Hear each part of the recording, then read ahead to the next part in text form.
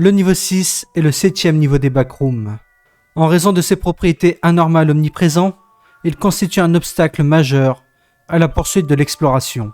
Le niveau 6 est une toundra, étendue et aride, plongée dans une obscurité perpétuelle.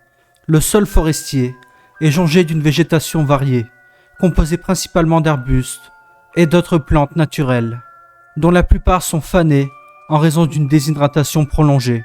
Le paysage est recouvert d'une grande variété de formations rocheuses, généralement constituées de rochers déchiquetés éparpillés sur le terrain.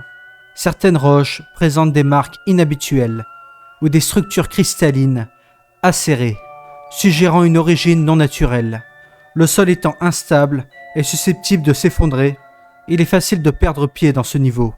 De nombreux pièges sont donc disséminés sur le terrain, rendant une grande partie du niveau totalement impraticable. La plupart des moyens de communication sont totalement inutiles dans ce niveau, car les appareils électroniques ne fonctionnent pas et les signaux radio sont perturbés. Les sources de lumière portable ne fonctionnent pas non plus au niveau 6. Les feux, les lampes torches et autres sources d'éclairage s'éteignant dès l'entrée, ce qui rend impossible de lutter contre l'obscurité oppressante qui règne dans ce niveau. Dans cette vaste étendue sauvage, on peut apercevoir de grandes vallées entre les sommets montagneux. Le sol de ces clairières est principalement recouvert d'herbes jaune brun, dégageant une odeur répugnante.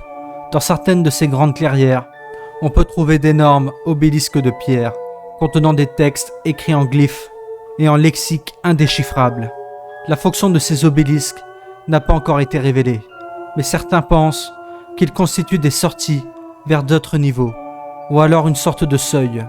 Des hallucinations auditives sont fréquentes au niveau 6, allant du chant lointain des oiseaux à des voix indéchiffrables résonnant dans toute la forêt. Il est largement admis que ce niveau peut influencer la perception de la réalité, entraînant des symptômes tels que de la paranoïa et de la déréalisation.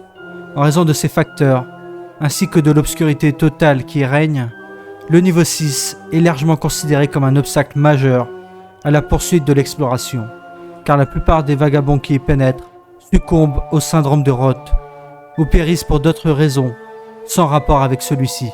Les hallucinations auditives et la paranoïa ressentie au niveau 6 sont toutes le résultat d'une exposition à son obscurité oppressante, car une privation mentale peut survenir en raison d'un manque de sommeil et d'un isolement total. Après de longues périodes passées au niveau 6, la poursuite de l'exploration devient plus difficile en raison de la fatigue et des pauses involontaires et constantes, appelées micro-sommeil. L'obscurité profonde ayant un effet psychologique néfaste sur le corps humain. Le niveau 6 contient un vaste réseau de couloirs souterrains, situés à quelques mètres sous terre. Bien qu'il soit plongé dans la même obscurité profonde que le reste du niveau, ils se caractérisent par leur aspect particulièrement délabré. Contrairement aux zones en surface, ces pièces présentent un taux d'humidité élevé, favorisant la prolifération de moisissures.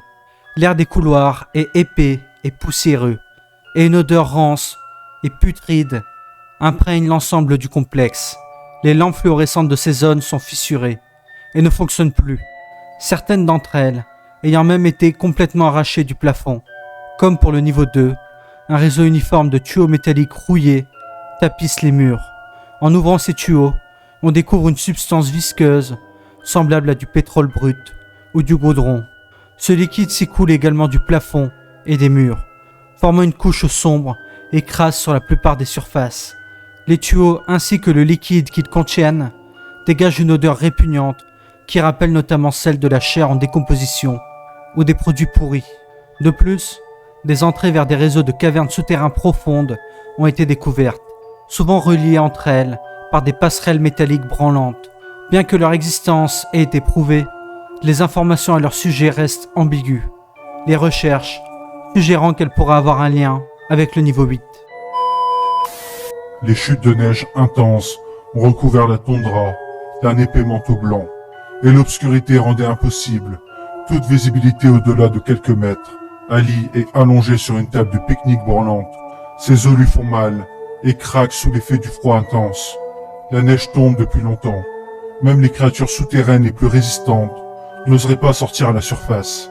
Ali se lève et titube jusqu'au lac, où il remplit son bol d'eau d'amande. Jacques cherchait de la nourriture à proximité, essayant de dénicher tout ce qui pourrait être comestible sous l'épaisse couche de neige. Ali s'assit à la table enneigée et but dans son bol en bois. Jacques prit place à côté de lui, tremblant de froid. C'est un goût ignoble. Dit Ali. Son accent anglais résonnait dans toute la vallée. Ses mains étaient couvertes de cicatrices, résultant de l'agonie littérale par le froid.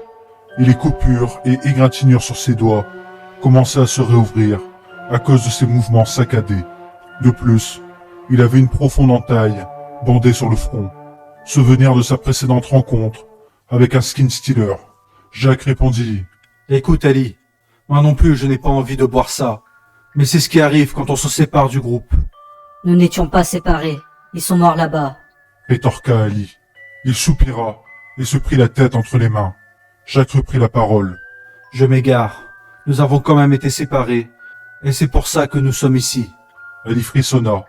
Tout ce bordel, avec les lumières qui s'éteignent, a vraiment tout foutu en l'air. Personne n'est à blâmer ici. Nous sommes tous condamnés. Et il fallait justement que nous soyons ici. Le pire endroit où l'on puisse se trouver dans une apocalypse obscure. Ajouta Jacques. Ali acquiesça, avant de prendre une autre gorgée dans son bol, dont le contenu commença à se transformer en bouillie glacée à cause de la température glaciale. Ali espéra un souffle froid et frissonna. Eh bien, c'est certainement mieux que ma vie sur Terre. Je te l'accorde. Mais rester assis ici pendant des jours ne nous fera aucun bien. Alors je suppose qu'on va devoir errer jusqu'à ce que l'on trouve une sortie. C'est vrai, allons-y. Ali et Jacques se levèrent, tous les deux se dirigeant vers le lac gelé. Après avoir percé un autre trou dans la glace, ils remplirent leur récipient d'eau et se mirent en quête d'une sortie. Après ce qui leur sembla être 2 jours de marche, ils tombèrent sur un étrange escalier souterrain. Qu'est-ce que c'est que ce bordel? S'exclama Ali. Ça ne devrait pas être là. Jacques semblait visiblement inquiet face à la réaction d'Ali, regardant l'escalier, ou plutôt son absence, et ajustant ses lunettes. Eh bien, c'est certainement quelque chose. On devrait entrer? Ali serra la plaie sur sa tête, alors que le froid mordant lui piquait la peau. Jacques acquiesça. La fortune sourit aux audacieux, je suppose. C'est ce qu'Elias disait, avant de tuer 18 personnes. Où veux-tu en venir? Ajouta Ali. C'était un incident isolé. Ali répondit. Je sais. Bon, allons-y. Le duo avait, une fois de plus, été attiré par les couloirs, remplis de tuyaux douteux, comme auparavant. Mais cette exploration était empreinte d'une certaine complaisance, car ils savaient à quel point le processus devenait monotone. Après 2 heures d'errance dans les cavernes moisies, comme lors de leur précédente rencontre avec la moisissure, ils tournèrent au coin d'un couloir, inhabituellement lumineux. Ali ajusta ses lunettes. Attends, je vois... Jacques l'interrompit. Une lumière, peut-être une sortie.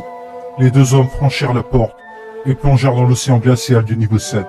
Comme la plupart de la flore et la faune sont en état de décomposition, la seule forme de vie répertoriée dans ce niveau est la moisissure abondante, qui recouvre les zones souterraines.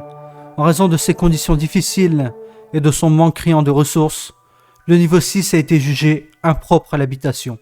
Il existe 2 entrées répertoriées qui mènent au niveau 6, en passant par une chaudière située au niveau 5 ou par une porte rouillée située au niveau 6.1 qui mène directement au niveau 6.